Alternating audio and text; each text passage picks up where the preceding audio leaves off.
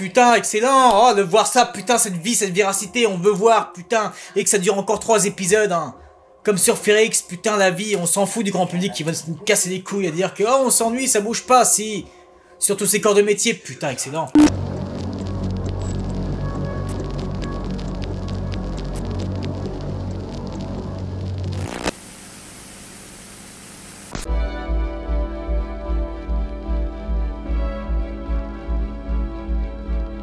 Salutations camarades, on se retrouve aujourd'hui pour la réaction devant Andor, le trailer numéro 2.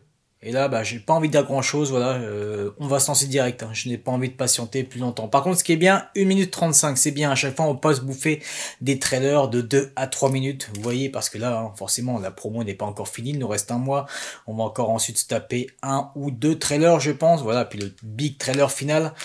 Donc c'est bien, 1 minute 35, on va sûrement voir seulement, je sais pas, la moitié on connaît, les images déjà vues. On verra peut-être l'autre moitié, j'espère que ça va être bon, que ça ne va pas trop spoiler non plus, je pense pas, ils sont pas si cons. Et on espère un trailer plus efficace hein, que le premier, là. Le pseudo-teaser là avec la chanson, ok d'accord, très bien, ça correspondait, les paroles, très bien, révolution, mais ça, non. Bon, je ne vais pas revenir dessus non plus. Allez, on se lance, c'est parti. Oh, bah des draps, qu'est-ce qui t'arrive? Allez, on veut la compo de Britel, hein, s'il vous plaît. Ou alors une compo, aussi efficace que le...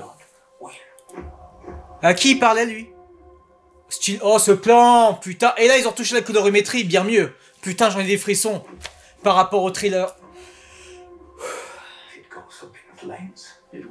Ah, j'ai des frissons jusque dans le dos, putain. Bien, bien plan. Oh putain, excellent. Oh, de voir ça, putain, cette vie, cette véracité, on veut voir, putain, et que ça dure encore 3 épisodes, hein. Comme sur Férix, putain, la vie, on s'en fout du grand public qui va nous casser les couilles à dire que, oh, on s'ennuie, ça bouge pas, si. Sur tous ces corps de métier, putain, excellent.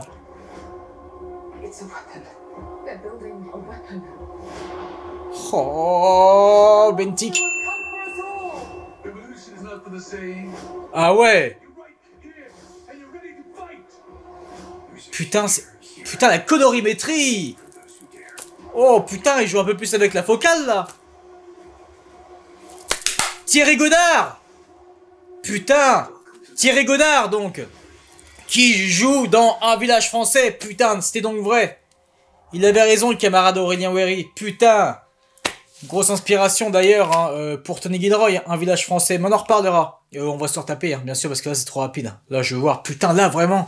Là, ils font plaisir. Parce qu'il y avait certains plans, voilà, CGI, t'avais l'impression... Enfin, juste 2 plans. Ça me faisait un petit peu chier. Mais, enfin, dans le teaser, alors, est-ce que c'est fini ou pas? On ne sait pas. Même si, bien sûr, hein, il y a toujours du mérite. Hein, comparé aux autres séries Star Wars, on ne va pas revenir dessus. Le fait qu'ils se cassent le cul à créer de vrais décors. Mais bon, parfois, forcément, t'as des fonds verts, c'est normal. Et j'en sentais un peu trop les fonds verts sur 2 plans sur le teaser. Et là, par contre, là, non. Là, encore plus léché. Voilà, tu nous montres autre chose. Bah, c'était mon problème, d'ailleurs. Dans les teasers et trailers de la première saison, moi, ça ne me parlait pas, en fait. Ce n'était pas représentatif, vous voyez, de ce qui était vraiment la direction artistique de la saison 1. Donc là, par contre, certains plans, putain, la colorimétrie, où j'ai un petit peu plus même sur le marron, j'ai l'impression, putain, c'est... Et puis, non, on se la remet, putain. Putain, des draps. Elle, c'est qui elle? Parce que vous savez très bien, vous savez, dans les vidéos mensuelles, surtout dans celle-ci, j'en ai assez parlé, que moi j'espère, mais bon, ça c'est même pas une théorie, c'est vraiment ce que je souhaite, c'est un petit délire de fan, on va dire, ouais, mais non, plus un souhait vraiment parce que ça m'a marqué, vous le savez très bien, Kerry, la sœur de Cassian, putain, moi ce que j'espère, c'est que ça fasse, bah, du shakespearien. C'est déjà le cas, Lucas. Le premier, bien entendu. Je parle de la tragédie shakespearienne, vous voyez, avec ses révélations. On va pas revenir dessus. Hein. Luke, voilà, finalement, on apprend que c'est le fils de Vador, d'accord. On apprend que sa sœur, c'est Leia. Et moi, en fait, dès que j'avais vu ça dans la première saison, même si Marvan ensuite nous balaye ça, nous dit non, n'espère pas, voilà, elle est morte, etc. Moi, j'espérais ça malgré tout, vous voyez, que soit on la retrouve plus tard, du coup, en rebelle ou en impériale. Il y avait même d'ailleurs les fameuses théories comme quoi ce serait Kerry Lessev du Legends. Bon, ça, j'y crois moyen. Mais, souvenons-nous malgré tout que ils n'ont pas pu tous crever, les autres gamins. Puisqu'il y a eu une Kenari, souvenons-nous. Oui, je casse les couilles avec ça, et je sais, de toute façon, à 90%, elle ne sera pas là. Mais, je vous explique, voilà. Moi, je suis pas du genre théorie. On m'avait demandé d'ailleurs de faire des théories sur Andor saison 2. Non, moi, ça ne m'intéresse pas. Mais ça, ce serait mon souhait le plus cher. Que Kerry soit vivante. Putain, ce serait ultra touchant. Pour que, bien sûr, il la perde encore une fois. Ou que ce soit elle, forcément, qui perde Cassian. On sait bien, hein. Il est crevé, avec tous les autres dans Rogue One. Bref. J'espère vraiment. Du coup, en fait, c'est ça le truc. Là, ça va être ridicule, vous pouvez le dire. Dès que je vais voir, quelqu'un de féminin, voilà, on verra pas trop son visage, ou alors une nouvelle personne, je vais forcément dire, ah, c'est Kerry. Enfin, si, la couleur de peau correspond. Mais là, j'avoue que ça m'a intrigué, bref, c'est ridicule, mais faut que je vous le dise, hein. Vous savez, je dis tout sur cette chaîne, donc, hein. Putain, le braceau, putain, ce plan, vraiment.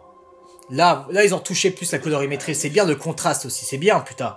Oh là là. Beau plan. Ouais, putain, voir encore une fois cette tranche de vie. Putain.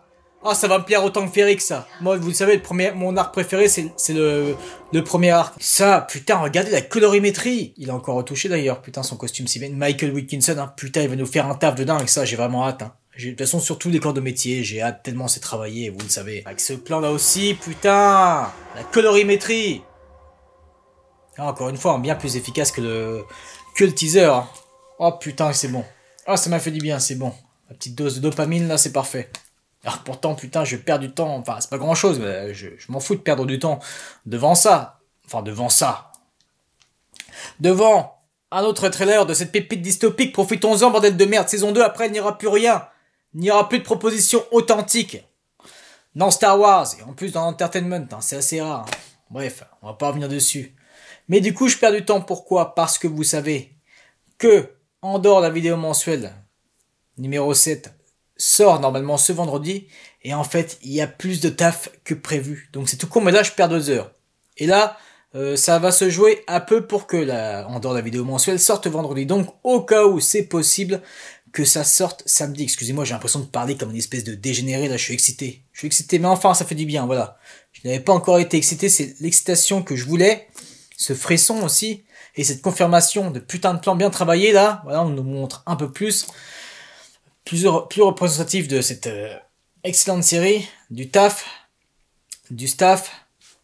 Bref, du coup, j'arrive même pas à parler, Du coup, voilà, c'est possible que, je sais plus si c'était ça que je disais, je suis complètement déphasé là, putain, ça va, bref. C'est possible que Andor la vidéo mensuelle sorte samedi. Voilà. Alors, s'il y en a qui découvrent cette chaîne, non, je ne suis pas une espèce de dégénéré, sinon, non, mais là, je suis excité, putain, ça me touche. C'est ce qui me parle le plus, c'est vraiment le projet qui me parle, qui me touche le plus. Putain, là, ça me réveille. Là, oui. Oui, putain, ce projet me réveille par rapport à toutes ces putains de merde. De toute façon, c'est le combat de cette chaîne. Toute cette merde. Vraiment, qu'on se bouffe ce nouvel entertainment. Et ce grand public qui est bien plus nombreux qui nous écrase. Putain, on se fait enculer, je vous le dis. Donc c'est pour ça, savourons encore une ultime fois, parce que vous le savez, moi j'ai dit, après ça, terminer Star Wars. Le live action, les romans bien sûr. Mais non, si on n'a pas un autre projet comme ça, travailler, et ça m'étonnerait, encore une fois, cette anomalie, c'est dingue qu'ils aient mis autant de thunes, qu'ils aient laissé autant de liberté à Tony Gilroy, qui respecte pas, qui n'ait aucun cahier des charges, il respecte. Il fait sa propre vision, donc c'est quand même dingue qu'on ait ça au sein de Lucasfilm. Bref, voilà, cette fin de vidéo est brouillon et toute pétée, mais c'est pas grave. C'est pas grave. Pour une fois que vous me voyez joyeux sur cette chaîne, voilà. Bon, donc quant à nous, vendredi ou samedi, on se retrouve pour Andor, la vidéo mensuelle. Allez, ciao!